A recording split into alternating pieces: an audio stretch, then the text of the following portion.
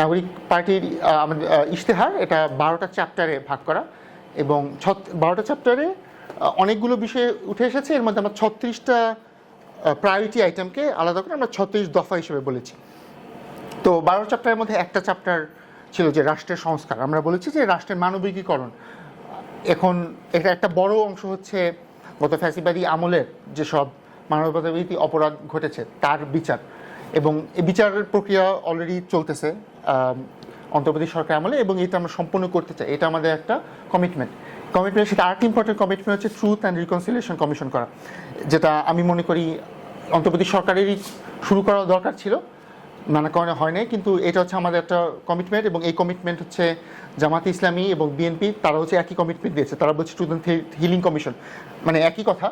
মূল এখানে আইডিয়াটা হচ্ছে আমাদের 17 বছরের যে আওয়ামী আমলে তো সবাই ফৌজদারি অপরাধে ছিল না, বা সবার অপরাধের লেভেল এক না, কিন্তু এই জনগোষ্ঠীটাকে তো আমরা সমাজ থেকে বিচ্ছিন্ন করে রাখতে পারবো না। তাদেরকে একটা pathway back to the society এটা আমাদের দিতে হবে, এবং সেটার জন্য এবং আমরা স্পেসিফিক এখানে উদাহরণও দিয়েছি। আমরা 2টা উদাহরণের কথা বলেছি আমাদের ইশতেহারে। এটা হচ্ছে পোস্ট নাজি যেভাবে ডিনাজিফিকেশন হয়েছে, এটা হচ্ছে এক, আর 2 হচ্ছে পোস্ট অ্যাপার্থাইড সাউথ আফ্রিকাতে যেভাবে আপনার হিলিং হয়েছে। এই 2টা উদাহরণ আমরা দিয়েছি, কারণ এটার মধ্যে এক রিকনসিলিয়েশনের আগে আপনার গুরুত্বপূর্ণ হচ্ছে রিকগনিশনটা, মানে ট্রুথ আগে, এরপরে হচ্ছে আপনার হিলিং বা রিকনসিলিয়েশন যেটাই বলেন। তো এইখানে এইটা হচ্ছে আমাদের একটা গুরুত্বপূর্ণ কমিটমেন্ট। এর সাথে হচ্ছে আমরা পুলিশ রিফর্মের কথা বলেছি। পুলিশ রিফর্মের জন্য সংস্কার কমিশন থেকে বিস্তারিত রিপোর্ট আছে, আমরা সেটা বাস্তবায়ন করতে চাই। এর মধ্যে আছে আলাদা পুলিশ কমিশন। এর সাথে যেহেতু পুলিশ একটা রাজনৈতিক মাফিয়া বাহিনী হিসেবে ব্যবহার হয়ে এসেছে, এখান থেকে পুলিশকে সরিয়ে আনতে হবে। তো পুলিশকে মানবিক করার জন্য অবশ্যই সে ট্রেনিংয়ের একটা এলিমেন্ট আছে, কিন্তু আমরা এখানেও ইমপ্লিমেন্টেবল কিছু কথা বলতে চাচ্ছিলাম, যেটা এক হচ্ছে টহলরত পুলিশের জন্য বডি ক্যামেরা অলরেডি বা নির্বাচনেও ব্যবহার হবে। এই বডি ক্যামেরা সিস্টেমটা আমরা চাই 5 বছরের অন্তত সকল যারা অন ডিউটি পুলিশ তাদের কাছে যাবে। 2 হচ্ছে ইউনিফর্ম যখন সাদা পোশাকে গ্রেফতার, এই বিষয়টা হচ্ছে অলরেডি আইন আছে। এখানে আসলে নতুন আইন যে করতে হবে এটাও না, কিন্তু হচ্ছে ইমপ্লিমেন্টেশনের সমস্যা। আমরা এটা শক্ত ইমপ্লিমেন্টেশন করতে চাই। সাথে পুলিশের বডি ক্যামেরার সাথে আমরা ড্যাশ ক্যামেরার কথা বলেছি, পুলিশের গাড়ির ড্যাশ ক্যাম।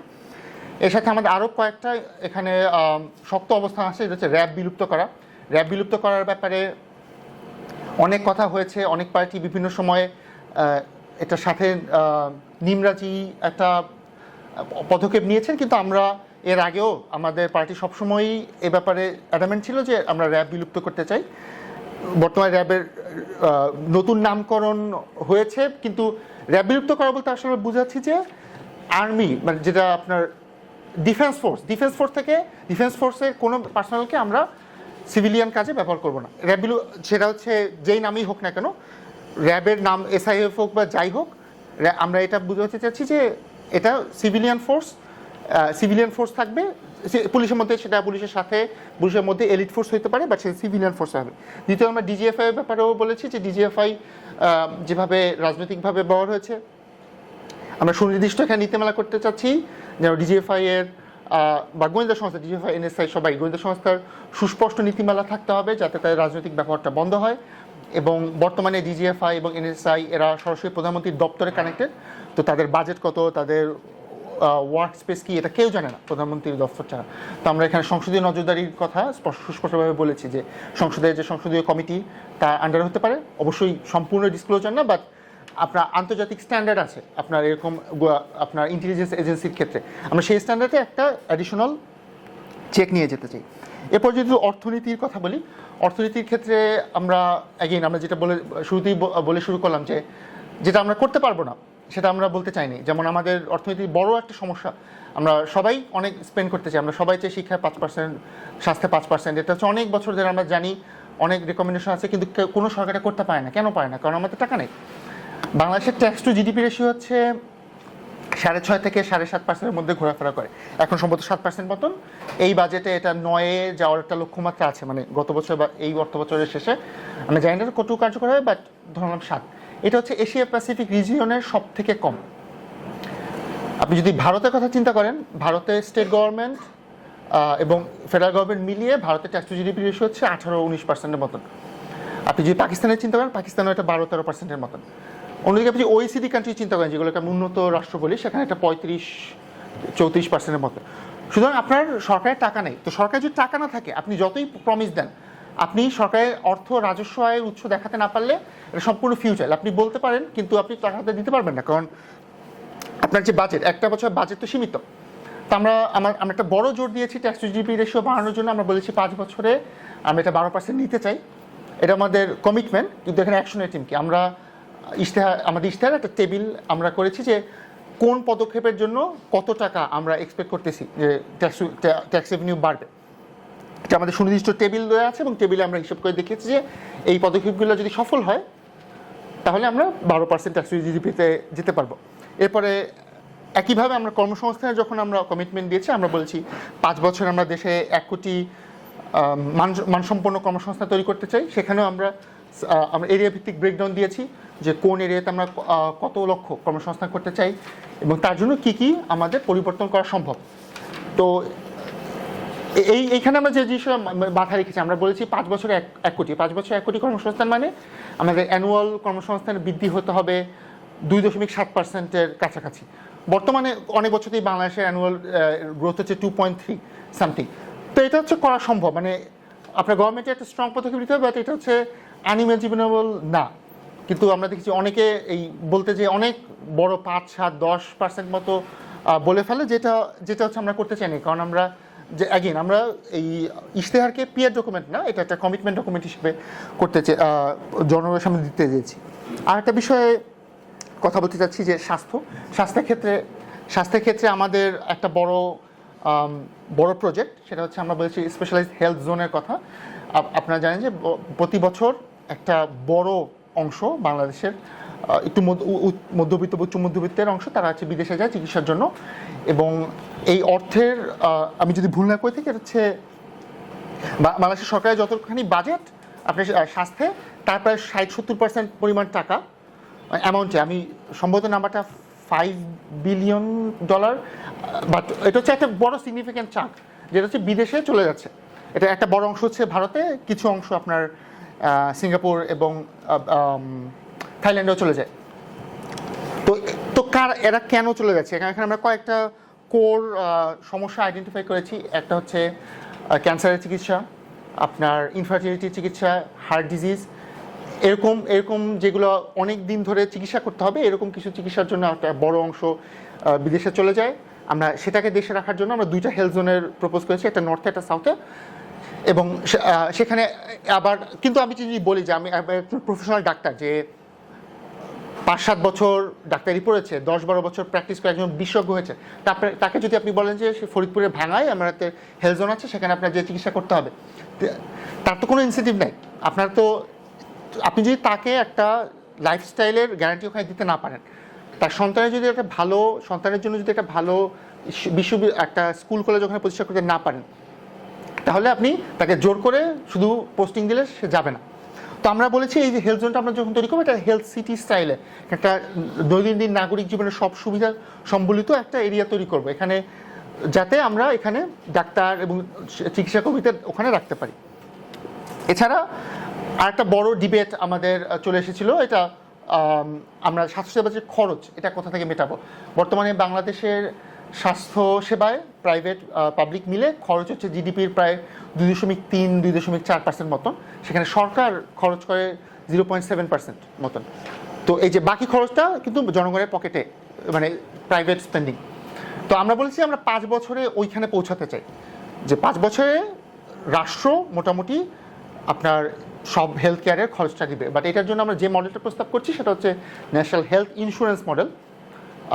কারণ যে বাংলাদেশের সরকারের টাকা নেই, তো যদি সরকারের টাকা না থাকে, এটা হচ্ছে 1। 2 হচ্ছে আরবান সেন্টারে, আমরা নগর অঞ্চলে বেশিরভাগ একটা বড় অংশ চিকিৎসা আপনার বেসরকারি হাসপাতাল, বেসরকারি ডায়াগনস্টিক সেন্টারের থ্রুতে হয়। তো আপনি যদি পুরোটাকে ন্যাশনালাইজ করেন, তাহলে হচ্ছে আপনার এই বেসরকারি হাসপাতালগুলোকে হয় আপনার রাষ্ট্রায়ত্তকরণ করতে হবে, অথবা তাদেরকে হচ্ছে সরকার সরাসরি পে করতে হবে। আমরা এই মডেলটা আমরা মনে করছি একটু সরকারের, অ্যাগেন আমি কয়েকবার বললাম, আমি জানি না, সরকারের টাকা নেই, তো আমরা সেই মডেলে সরাসরি যেতে পারবো না, এই জন্য আমরা বলছি যে ইন্স্যুরেন্স মডেলে আমরা শুরু করতে চাই। আমরা প্রথম 2 বছরে হেলথ রেকর্ড এবং ইনকামের আইডেন্টিফিকেশন এই পার্টটা কমপ্লিট করে কিছু প্রাথমিক স্বাস্থ্যসেবা ইন্স্যুরেন্সের আওতায় নিয়ে আসতে চাই। এরপরে পরের 2 বছর আরেকটু বেশি, পরের 3 বছর আরেকটু বেশি, এরকম 10 বছরে ফুল কাভারেজে যেতে চাই। এবং এক্ষেত্রে আমরা বলেছি যে এই যে ইন্স্যুরেন্সের যে প্রিমিয়াম সেটা নির্ভর করবে হাউস হোল্ড ইনকামের উপর। তো যেই পরিবারের আয় কম তার জন্য প্রিমিয়ামটা হবে নামে মাত্র, যার আয় বেশি তার জন্য এই প্রিমিয়ামের আয়টা হবে বড়। এবং যেহেতু আমাদের যেটা বললাম যে আমাদের একটা বড় অংশ প্রাইভেট হেলথ কেয়ারের উপর ডিপেন্ড করে, তো তাদেরকে আমি কি করব, আমাদের এখানে প্রস্তাবনা হচ্ছে যদি কেউ এই ইন্স্যুরেন্সে থাকা যদি কেউ প্রাইভেট হাসপাতালে যেতে চায়, তাহলে সেখানে যদি সেই কোনো চিকিৎসা নেয়, তাহলে ওই চিকিৎসা সরকারি হাসপাতালে নিলে তার যতটুকু খরচ হতো তার একটা অংশ সরকার এই ইন্স্যুরেন্স আওতায় কাভার করবে। তো আমরা তার মানে সেই এই ইন্স্যুরেন্স স্কিমে যে টাকাটা দিচ্ছে তার সম্পূর্ণ ওয়েস্ট হচ্ছে না, আবার সরকার প্রাইভেটকে সরাসরি ইনসেন্টিভাইজও করতেছে না যে আরও বেশি মানুষকে প্রাইভেটে যাওয়ার জন্য। তো এরকম আমরা একটা ব্যালেন্স আনার চেষ্টা করেছি। আর এরপর আমি শিক্ষার বিষয়ে বলে মোটামুটি শেষ করবো। শিক্ষায় আমাদের বড় যে কমিটমেন্টের জায়গাটা, আমরা বড় আমাদের ফ্ল্যাগশিপ প্রজেক্ট বলতে পারেন, সেটা হচ্ছে স্নাতক পর্যায়ে 6 মাসের ইন্টার্নশিপ অথবা থিসিস বাধ্যতামূলক করা। আমাদের বিশ্ববিদ্যালয়গুলো যদিও জ্ঞান চর্চার কেন্দ্র হওয়ার কথা, আমার এক পরিচিত ভাই বলেছেন যে বাংলাদেশে সেই বিশ্ববিদ্যালয় তো নাই, তো সব হচ্ছে বড়দের কিন্ডারগার্টেন, এবং আমি এটার সাথে অ্যাগ্রি করি। কারণ বিশ্ববিদ্যালয়ের কাজটা কি, বিশ্ববিদ্যালয়ের কাজ হচ্ছে নতুন জ্ঞান তৈরি করা এবং কিছু মেজরের জন্য তাদেরকে কর্মক্ষেত্রের জন্য তৈরি করা, যেটা হচ্ছে আমাদের বিশ্ববিদ্যালয় ব্যবস্থার মধ্যে একদমই মিসিং। তো এখানে এই জন্য আমরা বলেছি আমাদের একটা বড় প্রজেক্ট হবে 6 মাস। তো 4 বছরের যেহেতু আমাদের সাধারণত স্নাতক পর্যায়ে, আমরা 6 মাস, শেষ 6 মাস সম্পূর্ণ ইন্টার্নশিপের জন্য রাখবো, অথবা কেউ যদি গবেষণায় যেতে তার জন্য থিসিস রিসার্চ। তো এতে হলে তার সরাসরি কর্মক্ষেত্রে তার একটা অভিজ্ঞতা হবে, অ্যাকচুয়ালি আপনার কর্মক্ষেত্রে কি হয় সেই কর্মক্ষেত্রের স্কিলগুলো শিখতে পারবে, এবং তার একটা নেটওয়ার্কিং অপরচুনিটি তৈরি হবে। এবং এখানে আমরা বলেছি যে তাকে একটা শিক্ষানোর বিষয়ে অন্তত বেতন দিতে হবে, এবং সরকারি ভর্তুকির মাধ্যমে আমরা পাবলিক প্রাইভেট পার্টনারশিপে এটা ইমপ্লিমেন্ট করার চেষ্টা করব। তো আমি জাস্ট কয়েকটা বিষয়ের কথা বললাম, এবং সব জায়গায় আমরা বলেছি টাইমলাইন, বাজেট এবং স্পেসিফিক কমিটমেন্টের কথা, যাতে আপনারা আমাদেরকে পরে চেক করতে পারেন আমরা এটা রেখেছি কি রেখেনি। কিন্তু এইটা যখন বলি তখন আবার প্রশ্ন চলে আসে, যেহেতু এনসিপি জামাতের সাথে জোটে আছে এবং জোটে একটা খুবই জুনিয়র পার্টনার, তো এনসিপি ইশতেহারের মানে কি? কারণ এনসিপি জামাতের জোট যদি ক্ষমতা হয়ে যায়, এনসিপি একটা খুবই ক্ষুদ্র অংশ হবে বাই এমপি শেয়ারের দিক দিয়ে। তো এখানে আমরা এটা যেভাবে এনভিশন করি যে এনসিপি এবং জামাতের যে জোট, এটা আদর্শিক জোট না, এটা হচ্ছে একটা নির্বাচনী সমঝোতার অংশ। তো এনসিপির যে নিজস্ব আদর্শ, সেই আদর্শ রাষ্ট্রের কর্তৃত্ব কতটুকু হবে, রাষ্ট্র ব্যবস্থা প্রাইভেট সিজনের উপর কতটুকু হস্তক্ষেপ করবে, রাষ্ট্র আবার ইকোনমিক ফিলসফি কেমন হবে, সেটার ভিত্তিতে আমাদের ইশতেহার বা আমাদের পার্টি স্ট্যান্সটা তৈরি করা। তো সেই জায়গা থেকে আমাদের ইশতেহার, তো যখন আমরা যদি জনগণের ভোটে এই জোট যদি সরকার গঠন করে, সেই সরকারের ক্যাবিনেটে আমাদের যে মন্ত্রীরা থাকবেন, তারা ইশতেহারের যে কমিটমেন্ট সেটার ভিত্তিতে তারা সরকারের পলিসি ঠিক করার চেষ্টা করবেন। আমাদের এমপিরা যখন সংসদে যাবেন, সংসদে তারা যখন ভোট দিবেন, তাদের হুইপ যেই লাইনে হুইপ করবে সেই হুইপিং লাইন হবে আমাদের ইশতেহারের ভিত্তিতে। এবং এনসিপি দল হিসেবে, এবং সেটা যদি সরকারের নাও থাকে, যদি বিরোধী দল থাকে, একই কথা যে আমাদের এমপিদের অবস্থান হবে এই ভিত্তিতে, কারণ এই ইশতেহারে যে ফিলসফি এবং যে কমিটমেন্টটা উঠে এসেছে। এবং এনসিপির দল হিসেবেও অন্তত আগামী 5 বছরে এই ইশতেহারের আমরা যেই পলিসিগুলো তুলে ধরেছি, সেই পলিসি ইমপ্লিমেন্ট করার ক্ষেত্রে এনসিপি কাজ করে যাবে। তো এটাই হচ্ছে, আমি এখানেই শেষ করব। সবাইকে শোনার জন্য ধন্যবাদ।